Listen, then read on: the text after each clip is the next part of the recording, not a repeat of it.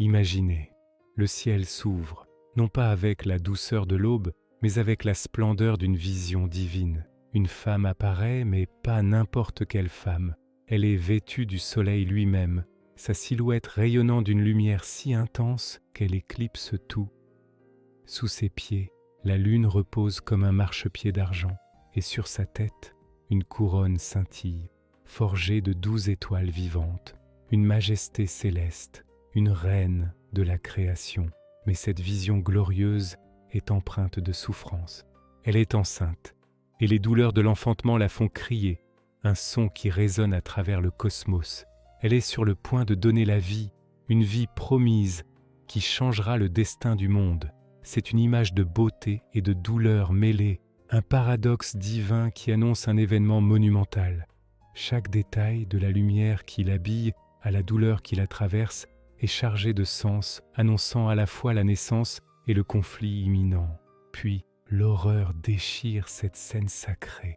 Surgissant des profondeurs de l'espace, une créature d'une taille effroyable apparaît. Un immense dragon, rouge comme le feu de l'enfer. Il n'est pas seul. 7 têtes se dressent sur son corps monstrueux, chacune couronnée d'un diadème arrogant, 10 cornes acérées perçant l'espace, symbole de sa puissance et de sa domination. Ses yeux multiples brillent d'une rage ancienne, une haine concentrée sur la femme et l'enfant qu'elle porte. Sa queue massive et puissante est une arme de destruction cosmique. Dans un geste de défi ultime contre le ciel, il la balaie à travers la voûte céleste. Un tiers des étoiles, ces feux éternels, sont arrachés de leur place et projetés violemment sur la terre, semant la destruction et la peur. Le dragon se poste devant la femme, attendant, la bave aux lèvres, prêt à dévorer l'enfant dès sa naissance. La tension est à son comble. La promesse de vie est menacée par l'incarnation même de la mort. Au milieu de cette tension insoutenable, la femme accomplit son destin. Elle met au monde un fils. Pas un enfant ordinaire, mais celui qui est destiné à régir toutes les nations, non pas par la négociation ou la diplomatie, mais avec un sceptre de fer, un symbole de justice et de pouvoir absolu. C'est l'héritier promis, le roi des rois.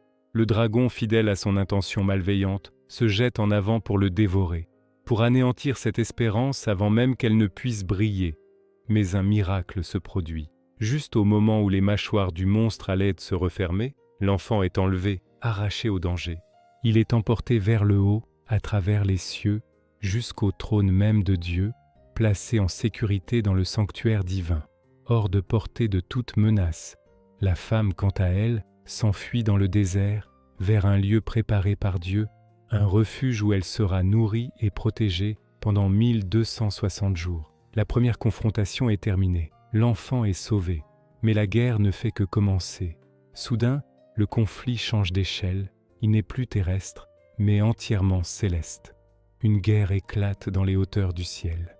D'un côté, Michel, l'archange guerrier, le chef des armées célestes, et ses légions d'anges. Leur armure brille d'une lumière pure, leurs épées sont forgées dans la justice divine. De l'autre côté, le grand dragon rouge et ses anges déchus, des créatures de ténèbres et de rébellion. Le ciel devient un champ de bataille cosmique. Des éclairs de lumière pure se heurtent à des ombres dévorantes. Les chants de guerre des anges fidèles se mêlent aux cris de rage des rebelles. C'est une bataille pour le contrôle du ciel lui-même, un affrontement entre la loyauté et la trahison, entre la lumière et l'obscurité. Chaque coup porté résonne dans l'univers, chaque manœuvre décide du sort de la création. Michel, avec une force divine, mène la charge, son visage déterminé, sa foi inébranlable. La bataille fait rage, mais la puissance du mal, bien que terrifiante, ne peut tenir face à la souveraineté divine. Le grand dragon et ses anges sont vaincus. Ils ne sont pas seulement repoussés, ils sont expulsés. Le ciel ne peut plus tolérer leur présence. Ils sont jetés hors de leur demeure céleste, précipités avec une force irrésistible vers la terre. Le dragon, cette antique créature que l'on nomme le diable et Satan, celui qui a séduit le monde entier depuis le commencement, est maintenant confiné à notre monde. Sa chute est cataclysmique. Alors qu'il est projeté sur la terre, le ciel se transforme. L'obscurité de la bataille se dissipe, remplacée par une lumière glorieuse. Une voix puissante retentit dans le ciel, proclamant la victoire. Maintenant le salut est arrivé, ainsi que la puissance, le règne de notre Dieu et l'autorité de son Christ. Le ciel célèbre car l'accusateur, celui qui jour et nuit accusait les frères devant Dieu, a été vaincu. Le ciel exulte, mais la voix lance un avertissement terrible. Malheur à la terre et à la mer, car le diable est descendu vers vous, animé d'une grande fureur, sachant qu'il a peu de temps. Sur terre, l'atmosphère change radicalement. L'allégresse du ciel contraste avec la tension et l'obscurité qui s'installent ici-bas. Le dragon, maintenant sur terre, est rempli d'une fureur décuplée par sa défaite. Il a perdu la guerre dans le ciel, mais il n'a pas abandonné son combat.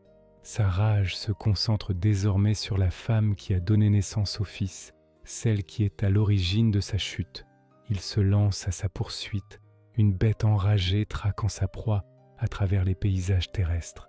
La terre tremble sous sa colère, mais la femme n'est pas abandonnée. La protection divine qui a sauvé son fils s'étend maintenant à elle.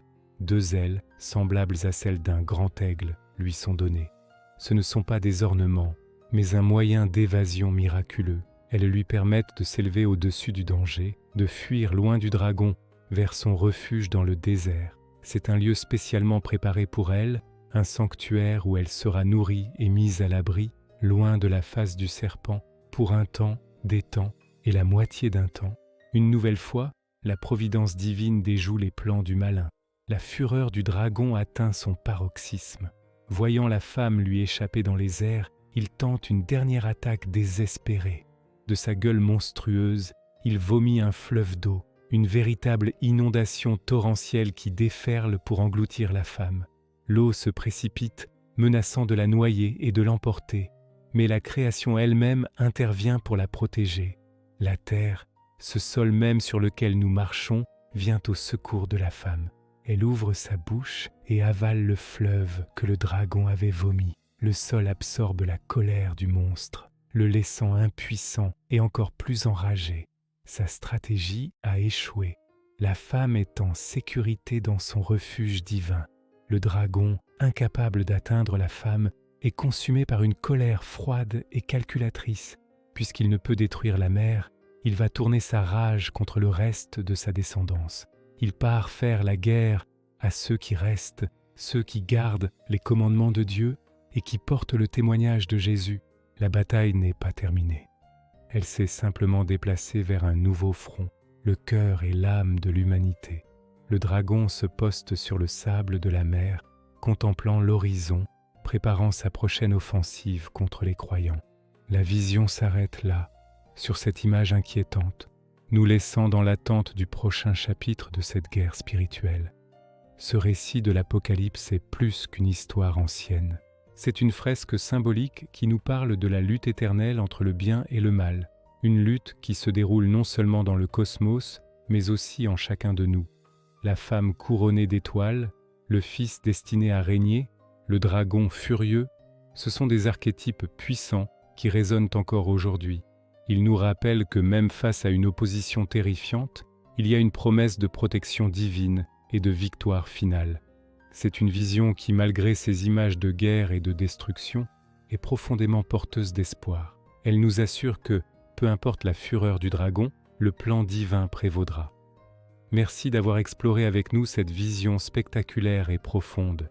Si ce voyage à travers les prophéties vous a fasciné, n'oubliez pas de liker la vidéo et de vous abonner pour ne pas manquer nos prochaines explorations des textes sacrés. À bientôt.